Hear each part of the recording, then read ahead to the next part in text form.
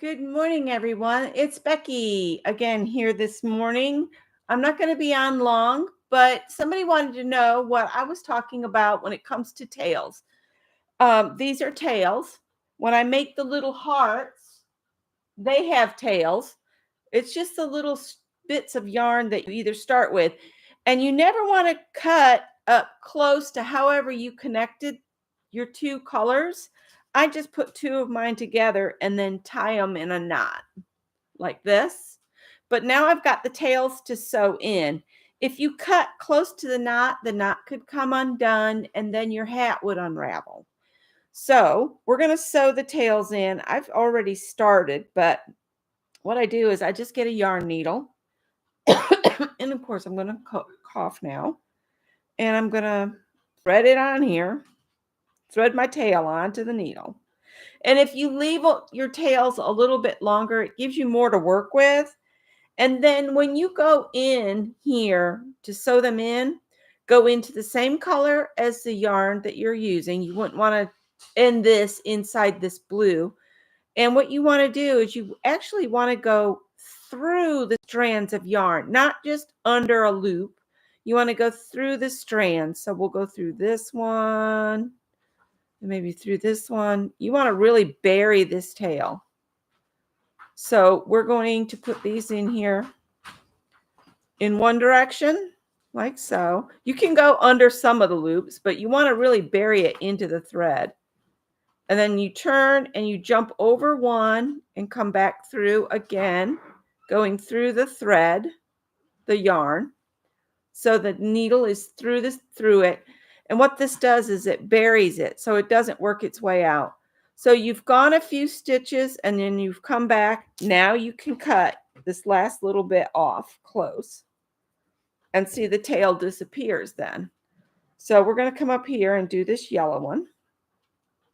And if your end is all, haggardy, you can trim it a little as long as it leaves you enough to work with.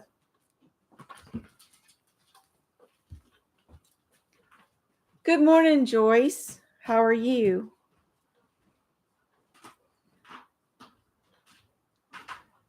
So again, I'm going to bury this into the strands of yarn. Make sure you're actually going through the fibers of some of the stitches so that thread is really buried in there. And then turn around and come back through and bury your tail some more.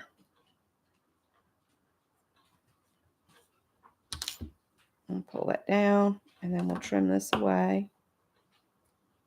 Then we'll do the red. You need to go buy some yarn. I just keep using from my stash, and I've been gifted stuff, so it's like the universe knows I need yarn to do stuff with. So now we want to get ourselves over to some of the red thread. So I'm going to come down here and go through the stitches, through the strands of yarn. And then we'll come over and go under over here.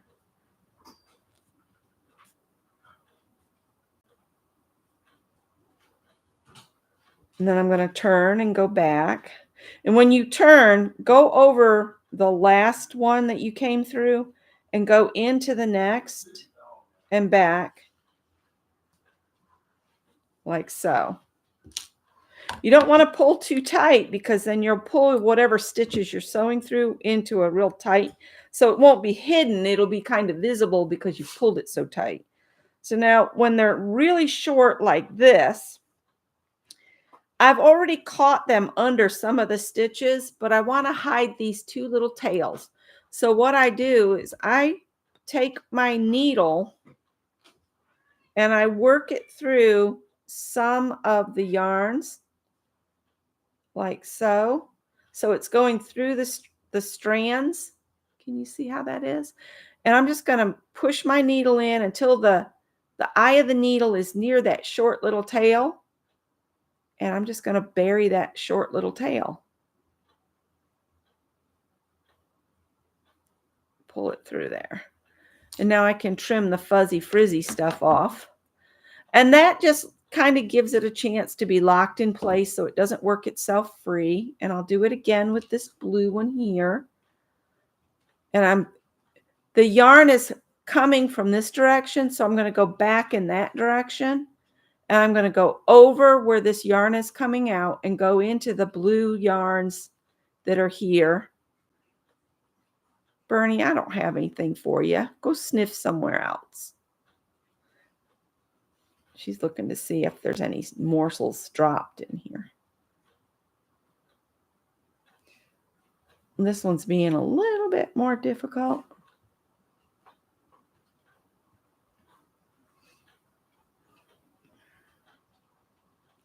See if I can turn it. This one's, there we go. You squeeze the yarn flat and then you can get it through the needle. And then I'll just pull that little tail back there just so it's locked in a little better, and then I'll trim it close. And that's not one. So we'll go around. We got a little red one right here. And the reason I have so many is I'm using my scrap balls. I'm down to just 2 in part of this one now. And I've made 4 hats so far. And I'm going to make some more until the yarn is gone. And again, I'm going to come and go through some of these fibers. If you just went over, under, but not through anything, it might come undone. By going through, if you think about when your yarn gets tangled, if it's a project you've worked on and you've accidentally put your hook through a strand when you're doing the stitch, how hard that is to get back out. That's what we're doing here. We don't want these tails to back out where the 2 connected. So that's all I'm doing, burying these tails into some of these strands so they won't come out when whoever, gets the hat and wears it. And so you can hardly see where they are now. Here we've got a few more. Hi, Heather.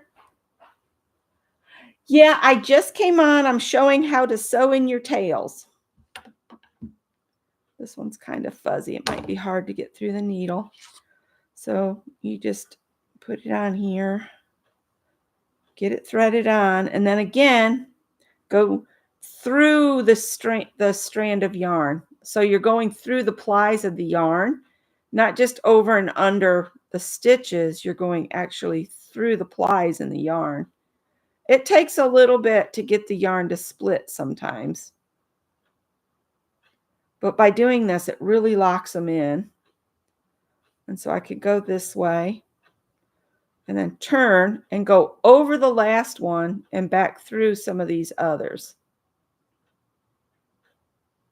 And that really buries it in there. The reason I didn't try to go back with the short pieces is they were too short. That's why I say go ahead and leave your tails a little long just for this process. I need to go for a walk. I don't know if Scott wants to go with me or not, but I need to go for a walk. I didn't get a walk yesterday because it was raining. And I'm sugar, so I might melt, It was cold yesterday too. So this is what I mean by taking care of my tails. It's the tails of where you start and end yarns. Okay, I'm going to try to turn and go back through. And what's even better is if you go back through the strand you just sewed in a little bit, that really locks it in place. And I just pull it tight enough to where it lays flat. Not, don't pull on it and get yourself all bound up. I'm on the inside of the hat also, not the outside. I've turned this hat wrong side out to do this. I almost missed this one. And see, I'm squeezing that yarn really flat between my fingers, and then I bring the eye of the needle down and kind of just wiggle it in there. The weight of the hat pulled it away from me. Let me try again. That way I get all the strands. And again, you want to go through the same color of yarn too. So I'm going to go under this yellow where the join was and work my way into some of the green here. And again, I'm just going through some of the fibers. You can see the needle here and there. Pull this in. And if you can't quite make it to turn and go back through, I pulled that one a little tight. I'm going to pull it back a little bit. Go ahead and do like if you had a really short tail and work your needle in first.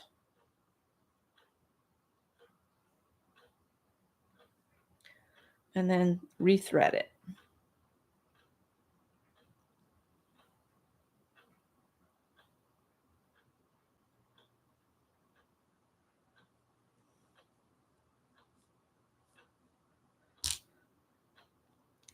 And by burying it, and Mikey at the Crochet Crowd, he tells you the same thing. Really bury that yarn into the stitches. And then when you wash it, those won't work out. If you just go over and under stitches, it'll just, as it's in the washer, they can back out. Hi, Marty. How are you this morning?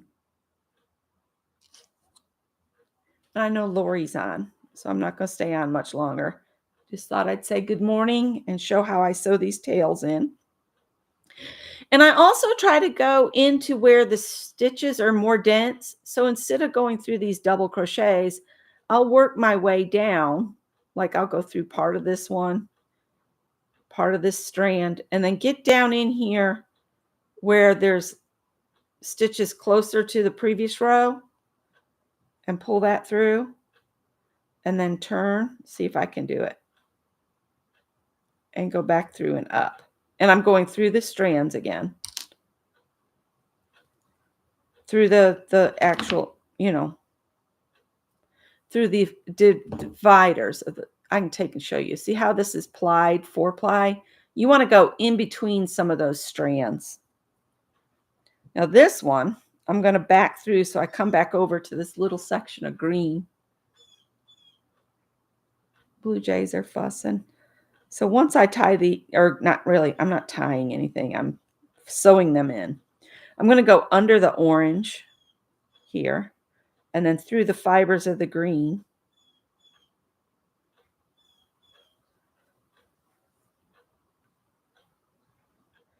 And then turn. And Scott said he prefers I'm going to have to unthread and redo.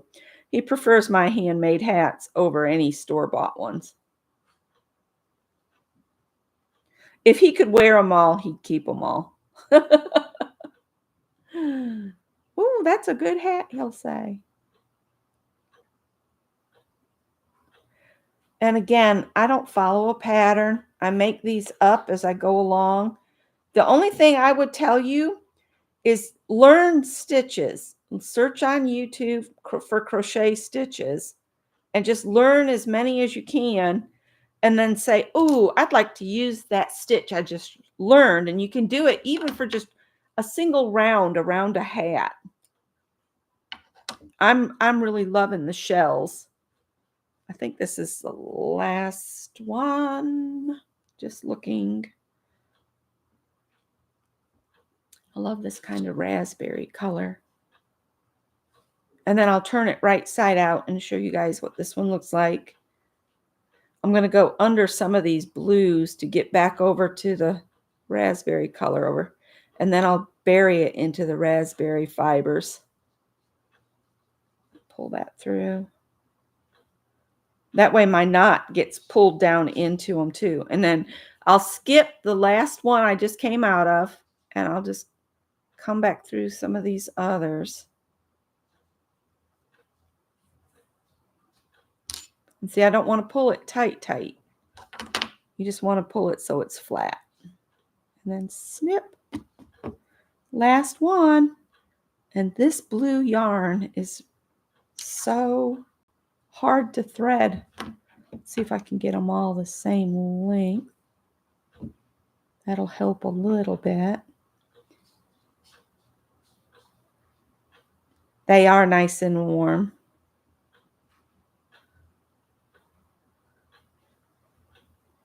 I'm going to have these for sale eventually. Dee Dee scarfed up the pink one already.